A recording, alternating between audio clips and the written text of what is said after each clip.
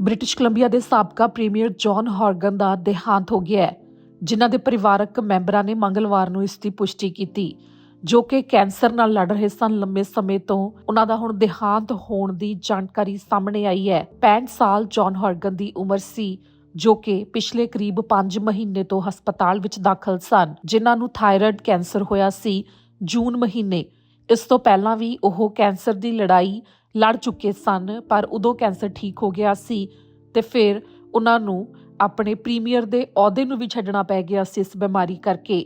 ਤੇ ਫਿਰ ਜਿਸ ਤੋਂ ਬਾਅਦ ਲਗਾਤਾਰ ਉਹਨਾਂ ਦਾ ਇਲਾਜ ਚੱਲ ਰਿਹਾ ਸੀ, ਪਰ ਹੁਣ ਉਹਨਾਂ ਦਾ ਦੇਹਾਂਤ ਹੋ ਗਿਆ ਹੈ। ਸਾਬਕਾ ਪ੍ਰੀਮੀਅਰ ਜੌਨ ਹੌਰਗਨ ਬਰਲਿਨ ਵਿੱਚ ਰਹਿ ਰਹੇ ਸਨ, ਕਿਉਂਕਿ ਉਹਨਾਂ ਦੀ ਪਤਨੀ ਐਲੀ, ਜੋ ਕਿ ਕੈਨੇਡਾ ਦੀ ਅੰਬੈਸਡਰ ਵਜੋਂ ਜਰਮਨੀ ਦੇ ਵਿੱਚ ਕੰਮ ਕਰ ਰਹੀ ਸੀ, ਜਿਨ੍ਹਾਂ ਦਾ ਹੁਣ ਬ੍ਰਿਟਿਸ਼ ਕੋਲੰਬੀਆ ਦੇ ਸ਼ਹਿਰ ਵਿਕਟੋਰੀਆ ਵਿੱਚ ਕੈਂਸਰ ਸੈਂਟਰ ਦੇ ਵਿੱਚ ਦੇਹਾਂਤ ਹੋਇਆ ਹੈ, ਜੋ ਇਲਾਜ ਵਾਸਤੇ ਵਾਪਸ ਬ੍ਰਿਟਿਸ਼ ਕੋਲੰਬੀਆ ਵਿੱਚ ਪਰਤ ਆਏ ਸਨ। ਜਿਨ੍ਹਾਂ ਦੇ ਪਰਿਵਾਰਕ ਮੈਂਬਰਾਂ ਨੇ ਦੱਸਿਆ ਕਿ ਉਹਨਾਂ ਨੂੰ ਪਿਛਲੇ ਹਫ਼ਤੇ ਹੀ ਪਤਾ ਲੱਗਿਆ ਸੀ ਕਿ ਜੌਨ ਹੌਰਗਨ ਦੇ ਸਾਰੇ ਸਰੀਰ ਦੇ ਵਿੱਚ ਕੈਂਸਰ ਫੈਲ ਚੁੱਕਿਆ ਹੈ, ਤੇ ਜਿਸ ਤੋਂ ਬਾਅਦ ਮੰਗਲਵਾਰ ਨੂੰ ਹੁਣ ਉਹਨਾਂ ਨੇ ਦਮ ਤੋੜ ਦਿੱਤਾ।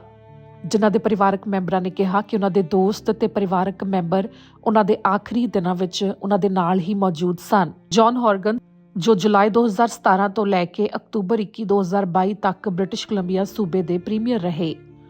ਪ੍ਰਧਾਨ ਮੰਤਰੀ ਜਸਟਿਨ ਟਰੂਡੋ ਦੇ ਵੱਲੋਂ ਇਸ ਉੱਤੇ ਅਫਸੋਸ ਦਾ ਪ੍ਰਗਟਾਵਾ ਕੀਤਾ ਗਿਆ ਹੈ, ਜਿਨ੍ਹਾਂ ਨੇ ਬਿਆਨ ਜਾਰੀ ਕਰਕੇ ਉਹਨਾਂ ਦੀ ਲੀਡਰਸ਼ਿਪ ਦੀ ਸ਼ਲਾਘਾ ਕੀਤੀ ਤੇ ਉਹਨਾਂ ਨੂੰ ਸ਼ਰਧਾਂਜਲੀ ਦਿੱਤੀ। ਬ੍ਰਿਟਿਸ਼ ਕੋਲੰਬੀਆ ਦੇ ਮੌਜੂਦਾ ਪ੍ਰੀਮੀਅਰ ਡੇਵਿਡ ਈਬੀ, ਜੋ ਜੌਨ ਹੌਰਗਨ ਤੋਂ ਬਾਅਦ ਬ੍ਰਿਟਿਸ਼ ਕੋਲੰਬੀਆ ਦੇ ਪ੍ਰੀਮੀਅਰ ਬਣੇ ਸਨ, ਉਹਨਾਂ ਦੇ ਵੱਲੋਂ ਵੀ ਇਸ ਮੌਕੇ ਬਿਆਨ ਜਾਰੀ ਕਰਕੇ ਅਫਸੋਸ ਦਾ ਪ੍ਰਗਟਾਵਾ ਕੀਤਾ ਗਿਆ ਹੈ। It's with heavy hearts.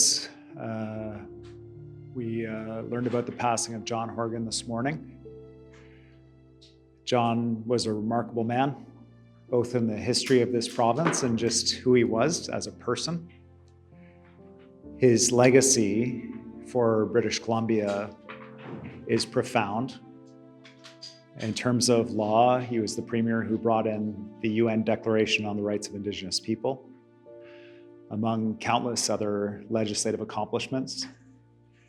Politically, for the NDP, he brought us from 16 years in opposition in the political wilderness into the government benches for the first time in a generation. And I think for many British Columbians, he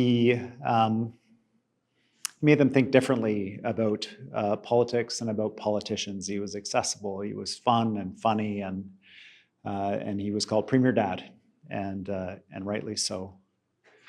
For myself, he was a coach and a mentor. He was an inspiration to me. He had advice when I needed it.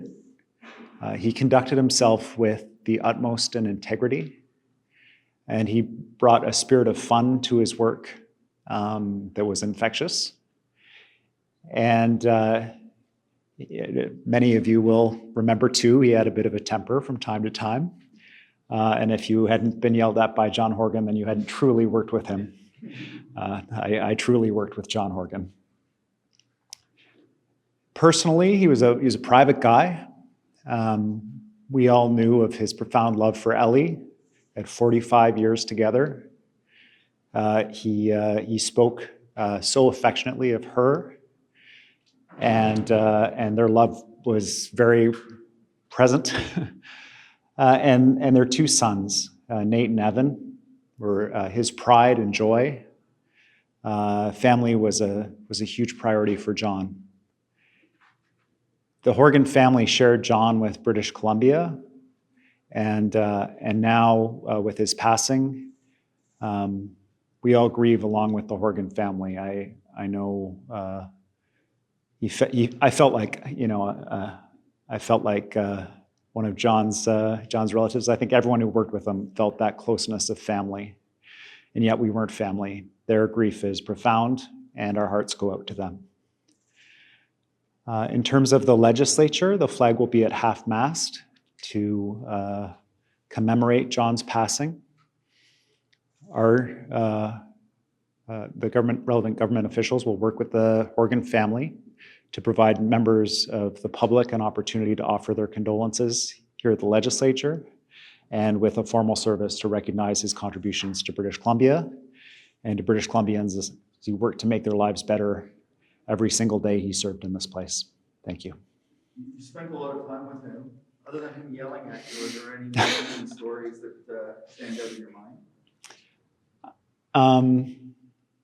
I think for me, for John, the piece that I looked at in awe about was his ability to turn what was a clear political liability moment into a political asset. So I remember the story that he told many times. I'm sure you heard him tell the story about knocking over the water glass in the meeting with the Prime Minister, and then turning that into, the discussion was about pipelines and saying, well, this is how easily spills can happen.